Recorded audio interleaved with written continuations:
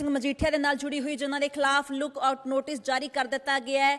ਗ੍ਰਹਿ ਵਿਭਾਗ ਦੇ ਵੱਲੋਂ ਇਹ ਨੋਟਿਸ ਜਾਰੀ ਕੀਤਾ ਗਿਆ, ਯਾਨੀ ਬਿਕਰਮ ਸਿੰਘ ਮਜੀਠੀਆ ਹੁਣ ਦੇਸ਼ ਛੱਡ ਕੇ ਬਾਹਰ ਨਹੀਂ ਜਾ ਸਕਦੇ। ਦੇਸ਼ ਛੱਡਣ ਦੇ ਉੱਪਰ ਉਹਨਾਂ ਦੇ ਰੋਕ ਲਗਾ ਦਿੱਤੀ ਗਈ ਹੈ। NDPS ਐਕਟ ਦੇ ਤਹਿਤ ਉਹਨਾਂ ਦੇ ਖਿਲਾਫ ਪਰਸੋਂ ਰਾਤ FIR ਦਰਜ ਕੀਤੀ ਗਈ ਸੀ। SIT ਉਹਨਾਂ ਦੀ ਗ੍ਰਿਫਤਾਰੀ ਦੇ ਵਾਸਤੇ ਛਾਪੇਮਾਰੀ ਕਰ ਰਹੀ ਹੈ, ਲੇਕਿਨ ਖਬਰਾਂ ਦੇ ਮੁਤਾਬਕ 19 ਦਸੰਬਰ ਤੋਂ ਅੰਡਰਗਰਾਉਂਡ ਹੋ ਗਏ ਨੇ ਬਿਕਰਮ ਸਿੰਘ ਮਜੀਠੀਆ ਤੇ SIT ਉਹਨਾਂ ਦੀ ਭਾਲ ਦੇ ਵਿੱਚ ਛਾਪੇ ਮਾਰੀ। ਇਸੇ ਵਿਚਾਲੇ ਮੁਸ਼ਕਲਾਂ ਹੋਰ ਵੱਧ ਗਈਆਂ ਨੇ।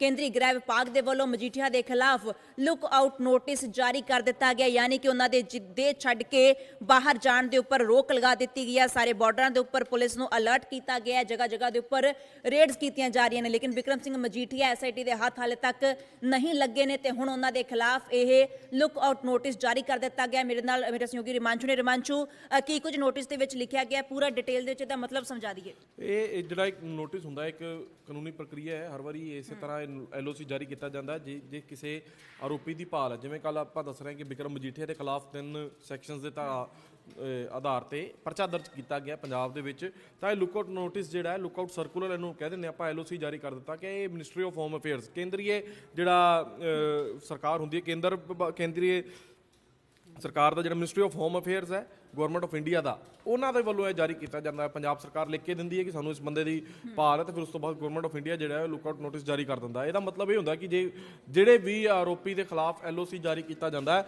ਸੀ ਪੋਰਟਸ ਤੇ ਖਾਸ ਕਰ ਔਰ ਏਅਰਪੋਰਟਸ ਤੇ ਖਾਸ ਕਰ ਇਹ ਇਨਫੋਰਮੇਸ਼ਨ ਪਹੁੰਚਾਈ ਜਾਂਦੀ ਹੈ ਕਿ ਇਸ ਬੰਦੇ ਦੀ ਸਾਨੂੰ ਭਾਲ ਹੈ, ਜੇ ਤੁਹਾਨੂੰ ਇੱਥੇ ਆਵੇ ਤੇ ਇਹਨੂੰ ਟਰੈਵਲ ਨਾ ਕੀਤਾ ਜਾਵੇ। ਸੁਭਾਵਿਕ ਜੀ ਗੱਲ ਹੈ ਕਿ ਜੇ ਆਵੇ ਤਾਂ ਗ੍ਰਿਫਤਾਰ ਕੀਤਾ ਜਾਵੇ। ਤਾਂ ਇਹੀ ਗੱਲ ਹੋ ਗਈ ਕਿ ਜਿਵੇਂ ਤੁਸੀਂ ਦੱਸ ਰਹੇ ਹੋ ਕਿ ਬਿਕਰਮ ਮਜੀਠੀਆ ਹੁਣ ਦੇਸ਼ ਛੱਡ ਕੇ ਨਹੀਂ ਜਾ ਸਕਦੇ। ਸਾਰੇ ਹੀ ਏਅਰਪੋਰਟਸ ਤੇ ਸਾਰੇ ਹੀ ਸੀ ਪੋਰਟਸ ਤੇ ਹੋਰ ਜਿਹੜੀਆਂ ਜ਼ਰੂਰੀ ਥਾਵਾਂ ਹੁੰਦੀਆਂ ਨੇ ਉੱਥੇ ਇਹ LOC ਜਿਹੜਾ ਪਹੁੰਚਾ ਦਿੱਤਾ ਗਿਆ, ਜਿਹਨੂੰ ਆਪਾਂ ਲੁੱਕਆਊਟ ਨੋਟਿਸ ਕਹਿ ਰਹੇ ਹਾਂ।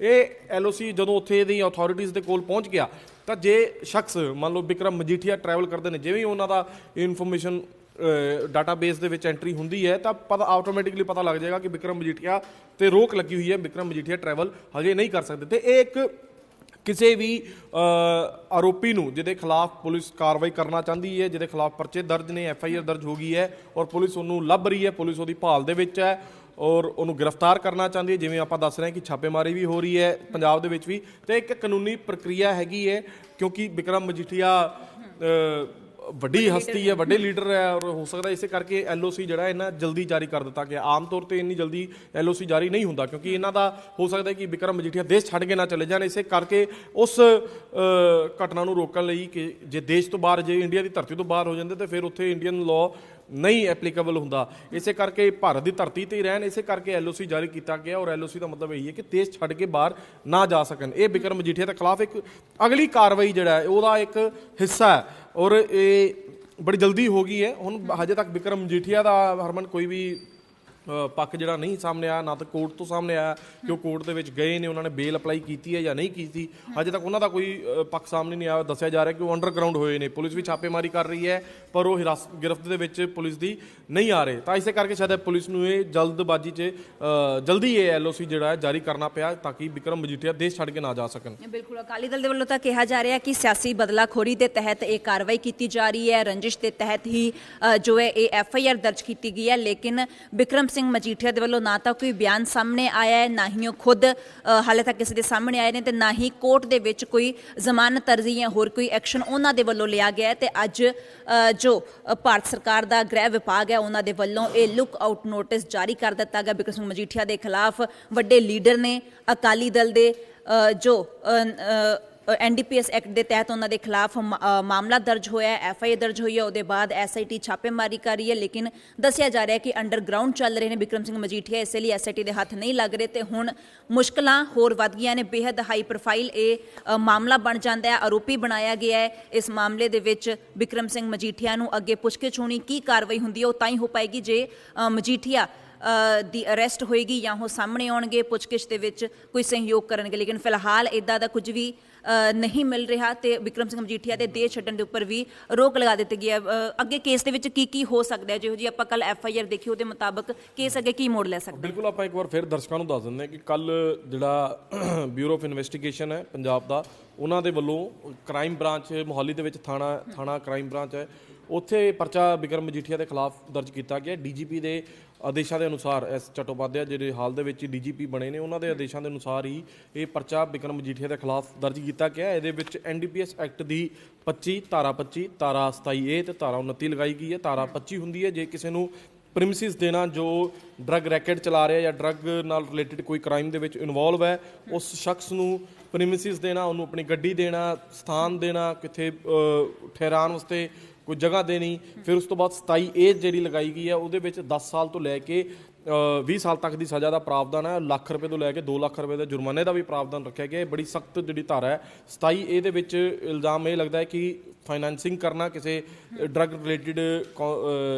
ਬਿਜ਼ਨਸ ਨੂੰ ਫਾਈਨਾਂਸ ਕਰਨਾ ਜਾਂ ਉਹਦੇ ਤੋਂ ਪ੍ਰੋਫਿਟ ਲੈਣਾ, ਜਾਂ ਫਿਰ ਹਾਰਬਰਿੰਗ ਜਿਹੜਾ ਆਫੈਂਡਰਸ ਨੇ ਜਿਵੇਂ ਕਿ ਕੋਈ ਆਰੋਪੀ ਨੇ ਉਹਨਾਂ ਨੂੰ ਪਨਾਹ ਦੇਣਾ, ਉਹਨਾਂ ਨੂੰ ਲੀਗਲ ਪਨਿਸ਼ਮੈਂਟ ਤੋਂ ਬਚਾਉਣਾ। ਇਹ ਆਰੋਪ ਬਿਕਰਮ ਮਜੀਠੀਆ ਤੇ ਲੱਗੇ ਨੇ। ਉਸ ਤੋਂ ਬਾਅਦ ਧਾਰਾ 29 ਲੱਗੀ ਐਨਡੀਪੀਐਸ ਦੀ, ਉਹਦੇ ਵਿੱਚ ਹੁੰਦਾ ਹੈ ਕਿ ਸਾਜ਼ਿਸ਼ ਦਾ ਹਿੱਸਾ ਹੋਣਾ, ਕੌਨਸਪੀਰੇਸੀ ਦਾ ਹਿੱਸਾ ਹੋਣਾ, ਜਾਂ ਤਾਂ ਕਿਸੇ ਨੂੰ ਮਤਲਬ ਕਹਿਣਾ ਸਾਜ਼ਿਸ਼ ਕਰਕੇ ਕਿ ਤੁਸੀਂ ਡਰੱਗਸ ਨਾਲ ਜੁੜਿਆ ਕੰਮ ਕਰੋ, ਜਾਂ ਪਤਾ ਹੁੰਦੇ ਹੋਏ ਵੀ ਕਿ ਉਹ ਡਰੱਗਸ ਦਾ ਕੰਮ ਕਰ ਰਿਹਾ ਔਰ ਉਹਦਾ ਸਾਥ ਦੇਣਾ, ਇਹਨੂੰ ਕੌਨਸਪੀਰੇਸੀ ਕਹਿ ਦਿੰਦੇ ਆ। ਫਿਰ ਜਿਹੜਾ ਮੁੱਖ ਆਰੋਪੀ ਨੂੰ ਸਜ਼ਾ ਮਿਲਦੀ ਹੈ ਉਹੀ ਜਿਹਦੇ ਤੇ ਧਾਰਾ 29 ਲੱਗੀ ਹੁੰਦੀ ਹੈ ਉਹਦੇ ਤੇ ਵੀ ਮਿਲਦੀ ਹੈ। ਫਿਲਹਾਲ ਜਿਹੜਾ ਹਜੇ ਸਿਰਫ ਪ੍ਰਾਈਮੀ ਫੇਸ਼ੀਆ ਬਣਾਇਆ ਗਿਆ ਹੈ। ਬਿਕਰਮ ਮਜੀਠੀਆ ਨੂੰ ਪ੍ਰਾਈਮੀ ਫੇਸ਼ੀਆ ਦੇ ਆਧਾਰ ਤੇ ਉਹਨਾਂ ਦੇ ਖਿਲਾਫ ਪਰਚਾ ਦਰਜ ਕੀਤਾ ਗਿਆ। ਪਰਚੇ ਦਰਜ ਦਾ ਮਤਲਬ ਇਹ ਨਹੀਂ ਹੈ ਕਿ ਉਹ ਦੋਸ਼ੀ ਕਰਾਰ ਨੇ, ਸਿਰਫ ਹਜੇ ਆਰੋਪ ਲੱਗਿਆ ਹੈ। ਪੁਲਿਸ ਨੇ ਇਹੀ ਇਨਵੈਸਟੀਗੇਸ਼ਨ ਕਰਨੀ ਹੈ। ਉਹਨਾਂ ਨੇ ਧਾਰਾ ਜੋੜ ਕੇ ਪਰਚਾ ਦਰਜ ਕਰਤਾ। ਹੁਣ ਪੁਲਿਸ ਨੇ ਇਨਵੈਸਟੀਗੇਸ਼ਨ ਕਰਨੀ ਹੈ ਬਿਕਰਮ ਮਜੀਠੀਆ ਤੋਂ ਕਿ ਉਹ ਜਿਹੜਾ ਇੰਟਰਨੈਸ਼ਨਲ ਡਰੱਗ ਰੈਕੇਟ ਹੈ ਉਹਨਾਂ ਦੇ ਵਿੱਚ ਉਹਨਾਂ ਦਾ ਕੀ ਰੋਲ ਹੈਗਾ, ਉਹ ਕੀ ਜਿਹੜੇ ਸੁਡੋਫੈਡਰਿਨ ਹੈ ਇੱਕ ਕੈਮੀਕਲ ਹੁੰਦਾ ਹੈ ਜਿਹਦੇ ਨਾਲ ਆਈਸ ਡਰੱਗ ਬੰਦਾ ਸੀਗਾ, ਕੀ ਉਹ ਸਪਲਾਈ ਦੇ ਵਿੱਚ ਬਿਕਰਮ ਮਜੀਠੀਆ ਦਾ ਕੋਈ ਰੋਲ ਹੈ ਜਾਂ ਨਹੀਂ ਹੈ।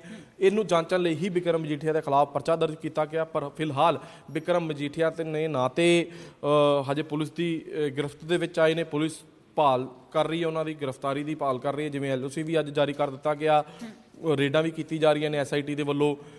ਨਾ ਹਜੇ ਤੱਕ ਬਿਕਰਮ ਮਜੀਠੀਆ ਦਾ ਕੋਈ ਪੱਖ ਸਾਹਮਣੇ ਆਇਆ ਕਿ ਉਹ ਕੋਰਟ ਦੇ ਵਿੱਚ ਉਹਨਾਂ ਨੇ ਆਪਣੀ ਬੇਲ ਅਪਲਾਈ ਕੀਤੀ ਕਿ ਨਹੀਂ ਕੀ। ਹਾਲਾਂਕਿ ਇਹ ਜਿਹੜੇ ਅਫੈਂਸ ਹੁੰਦੇ ਨੇ ਨੌਨ ਬੇਲੇਬਲ ਹੁੰਦੇ ਨੇ, ਪਰ ਨੌਨ ਬੇਲੇਬਲ ਦਾ ਮਤਲਬ ਇਹ ਹੁੰਦਾ ਹੈ ਕਿ ਥਾਣੇ ਦੇ ਵਿੱਚ ਜਿਹੜੀ ਹੈ ਜ਼ਮਾਨਤ ਨਹੀਂ ਮਿਲਣੀ। ਇਹਦੇ ਵਾਸਤੇ ਤੁਹਾਨੂੰ ਉੱਪਰਲੀ ਕੋਰਟ ਦੇ ਵਿੱਚ ਜਾਣਾ ਪਏਗਾ, ਉੱਥੇ ਜ਼ਮਾਨਤ ਆਪਣੀ ਅਪਲਾਈ ਕਰਨੀ ਪਏਗੀ। ਫਿਰ ਉਹ ਕੋਰਟ ਤੈਅ ਕਰੇਗੀ ਕਿ ਜ਼ਮਾਨਤ, ਐਂਟੀਸਪੇਟਰੀ ਬੇਲ, ਗ੍ਰਿਫਤਾਰੀ ਤੇ ਰੋਕ ਲੱਗਣੀ ਹੈ ਜਾਂ ਨਹੀਂ ਲੱਗਣੀ ਹੈ, ਇੰਟਰਮ ਬੇਲ ਦੇਣੀ ਹੈ। ਇਸ ਤਰ੍ਹਾਂ ਦੀ ਜੋ ਕਾਨੂੰਨੀ ਪ੍ਰਕਿਰਿਆ ਹੁੰਦੀ ਹੈ ਤੇ ਹਜੇ ਤੱਕ ਕੋਰਟ ਦਾ ਕੋਈ ਸਾਡੇ ਕੋਲ ਖਬਰ ਨਹੀਂ ਆਈ ਕਿ ਬਿਕਰਮ ਮਜੀਠੀਆ ਨੇ ਕੋਰਟ ਦਾ ਰੁਖ ਅਪਣਾਇਆ ਜਾਂ ਨਹੀਂ ਅਪਣਾਇਆ, ਔਰ ਅੰਡਰਗਰਾਊਂਡ ਹੋਏ ਨੇ, ਪੁਲਿਸ ਨੂੰ ਮਿਲ ਨਹੀਂ ਰਹੇ ਹਜੇ। ਬਿਲਕੁਲ। ਸੋ ਛਾਪੇਮਾਰੀ ਜ਼ਰੂਰ ਕੀਤੀ ਜਾ ਰਹੀ ਹੈ SIT ਦੇ ਵੱਲੋਂ, ਲੇਕਿਨ ਬਿਕਰਮ ਸਿੰਘ ਮਜੀਠੀਆ ਹਾਲੇ ਤੱਕ ਗ੍ਰਿਫਤ ਦੇ ਵਿੱਚ ਨਹੀਂ ਆਏ ਨੇ। ਨਾ ਹੀ ਅਜਿਹੀ ਕੋਈ ਜਾਣਕਾਰੀ ਹੈ ਕਿ ਉਹ ਕੋਰਟ ਦੇ ਵਿੱਚ ਗਏ ਨੇ, ਕੋਈ ਜ਼ਮਾਨਤ ਅਰਜ਼ੀ ਲਗਾਈ ਗਈ ਹੈ।